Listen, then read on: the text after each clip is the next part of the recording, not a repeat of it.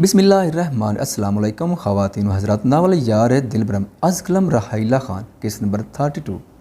वो बच्चे तो ना थे कि ना समझ पाते। इस हालत में लड़के को वैराने में यूं उधड़ी हालत में देखकर उनका दिमाग खोल उठा था। तभी वो दोनों उसकी जानिब बढ़े। कुछ कदमों की दूरी पर उनकी नज़र उस लड़के के चेहरे पर गई थी और यही वो वक्त था जब ज़बी और तबरेज़ को अपने कदमों के नीचे से ज़मीन सरकती महसूस हुई। उनके सिरों पर जैसे आसमान टूट पड़ा था। बैठे बिठाए क़यामत ही तो आ गई थी। उनको एक पल के लिए लगा था मुबादा ये धोखा है फ़कत आँखों का। तभी बिजली कैसे तेज़ से लपक कर ज़बी के सुर्ख होती आँखों और कुराते दिल के साथ अपने शानों से चादर उतारकर उसके वजूद पर फैलाई। जबकि तबरेज़ ने आंखें ज़ोर से मीच कर रुख मोड़ लिया। गुस्से की शिद्दत से तबरेज़ के वजूद में दौड़ते खून में उबाल उठ रहे थे। वो मुठियाँ भेंचे खड़ा था। ज़बी ने उसके वजूद को छुपाकर उसे किसी नन्हे बच्चे की तरह छुपाकर सीने से लगाया था। मेरी बेटी लाले की जान, लाला कुर्बान अपने बेटी पे। ज़बी कुर्ला उठा था। उसकी आंखों से आंसू गिरकर नरमैन के चेहरे पर बिखरे लगे थे कि उसने मामूली सी आंखें खोली थी, पर अपने लाले को यूं रोता देखकर नरमैन ने शिद्दत से दुआ की थी कि उसे मौत आ जाए या ज़मीन फटे और वो उसमें समा जाए। वो आंखें मुद्दत दिल से यही दुआ कर रही थी। किसने किया है ये? ज़बी फुनकारा था। हशमत। वो टूटे फूटे लफ्ज़ में बोलकर ज़मी के बाजू में लुढ़क गई थी। ये नाम सुनकर तबरेज़ भी झटके से मुड़ा था। दोनों की रगें तन गई थीं। तभी नज़र लम्हा बलम्हा जर्द पड़ती नरमैन पर गई थी कि बिना वक्त की वो हस्पताल की जाने बढ़े थे। तबरेज़ पहले फ़ोन करके किसी लेडी डॉक्टर का इंतज़ाम कर चुका था। तबरेज़ तब नमी का ख्याल रखो, मैं आता हूँ। तबरेज़ तब इसका ख्याल रखो, मैं आता हूँ। वो तबरेज़ को हुक्म देता आंधी तूफ़ान बना वहाँ से निकला था। भाई कहाँ जा रहे हैं? इस मलून शख्स नुमा दरिंदे को उसके अंजाम तक पहुँचने ज़बी फुनकारा था। रुकें भाई, खामोश रहो तुम। ज़बीउल्लाह ने उंगली उठाकर वार्न किया। तबरेज़ ने उसकी आंखों में अज़म देकर रोकना चाहा, पर वो एक सख्त गिर नज़र उस पर डाले कहर बना वहाँ से निकला था। हशमत हशमत निकल बाहर कूदते। ज़बीउल्लाह हाथ में गन पकड़े ज़ख्मी शेर की तरह दाड़ा उसके घर आया था। क्या हुआ ज़बी? दानियाल खान जो कुछ देर पहले ही आया था ज़बी को यूं देखकर बोला। उसकी सारी फैमिली तो उधर ही थी। फिर ज़बी क्यों इस तरह चिल्ला रहा है? दानियाल खान चंबे से सोचा, निकल बाहर उसे, वरना मैं इस घर को आग लगा दूंगा। ज़बी गरज उठा था। वहाँ काम करते मुलाजिम खौफज़दा होकर एक तरफ खड़े हो गए थे, जबकि दानियाल को तशवीर ने आन घेरा। किसे? दानियाल ने इस्तफसार किया, अपने दरिंदे भाई को।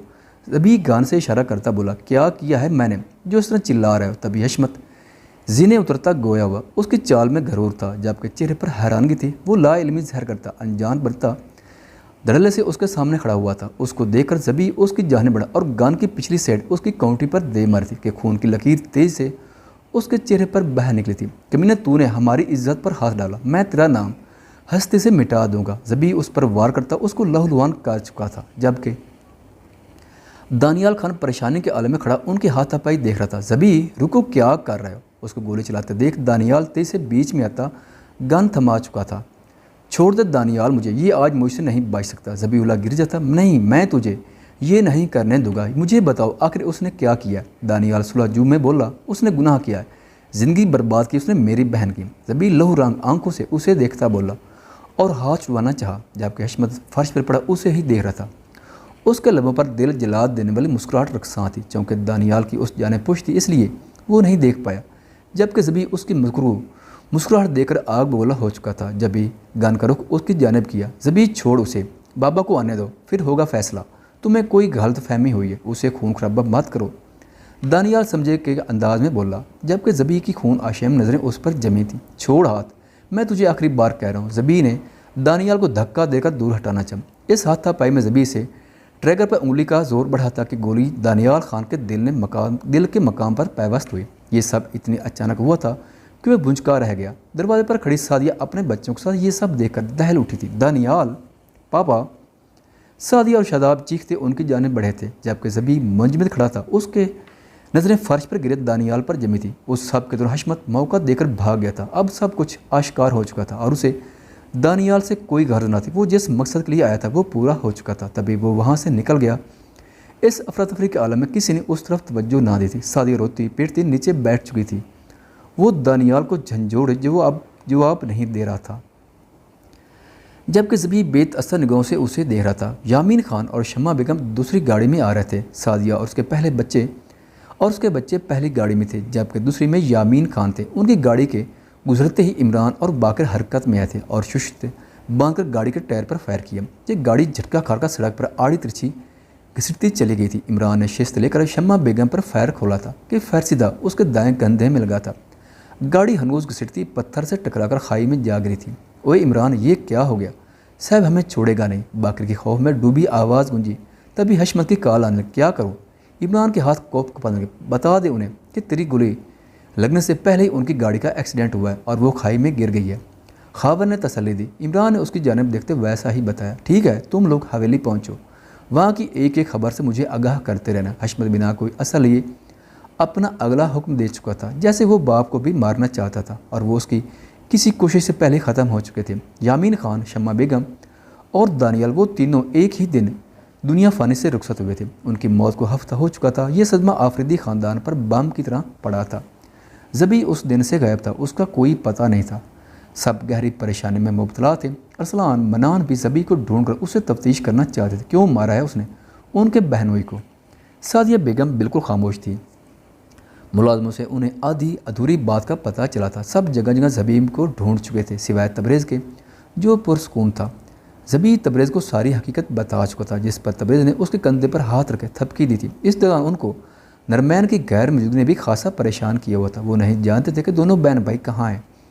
حشمت بھی کوئی پتہ نہیں تھا، جو کہ سوچنے والی بات تھی، جو اپنے بھائی ماں باپ کے جنازے پر بھی نہ تھا۔ سب کو زبی پر بے تحاشا غصہ تھا۔ سعدیہ نے بھی جو دیکھا وہی سب کو بتایا تھا، پر اصل بات سے سب انجان تھے۔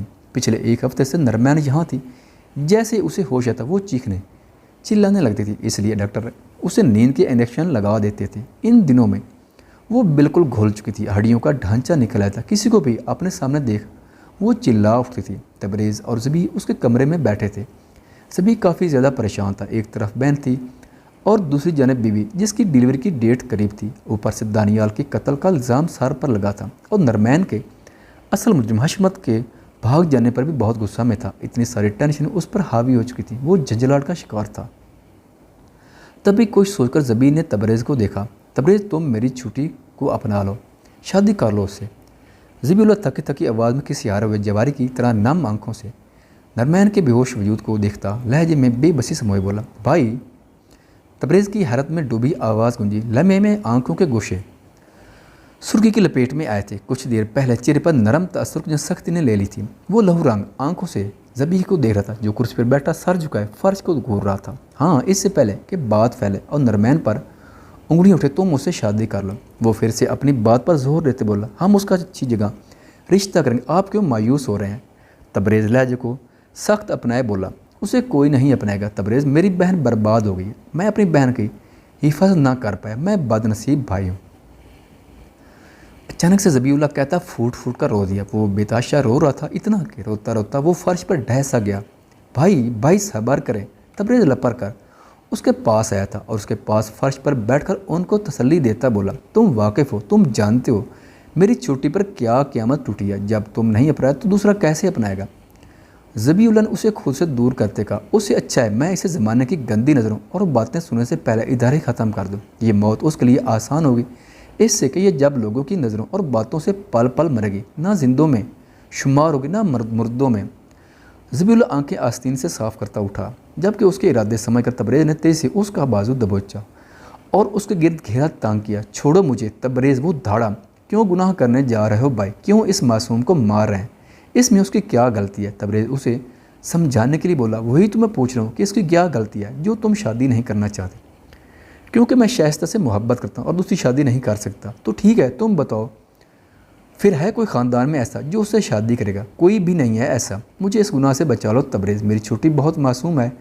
وہ باقاعدہ ہاتھ جوڑ چکا تھا، بھائی میں نرمین سے نکاح نہیں کر سکتا، مسلمان ایک وقت میں دو بہنوں سے نکاح نہیں کر سکتے، یہ حرام ہے۔ تبریز نے اپنے تئیں مضبوط ٹھوس دلیل دی تھی، جبکہ زبی نے وینٹیلیٹر پر پڑے وجود کو دیکھا تھا جو بے سود و حرکات پڑی تھی۔ تم جانتے ہو کہ نرمین ہماری سگی بہن نہیں ہے، تو اس ناطے یہ نکاح جائز نہیں ہوگا۔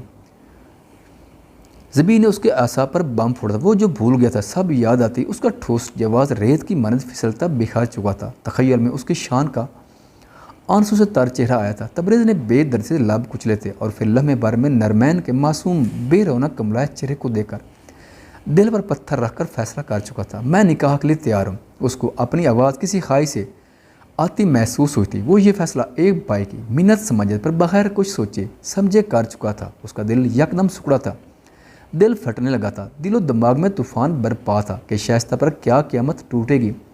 پر نظر نرمین پر پڑی تو دل کی وحشت سے گھبرا تھا، وہ لمبے لمبے ڈاک برتا وہاں سے نکلتا چلا گیا۔ خواتین و حضرات، ویڈیو دیکھنے کا شکریہ۔ اگر ویڈیو پسند آئے تو چینل کو سبسکرائب کریں اور ساتھ ہی بیل کے آئیکن کو لازمی پریس کریں تاکہ آپ کو آنے والی ویڈیوز کے اپڈیٹ سب سے پہلے مل سکیں۔ خدا حافظ۔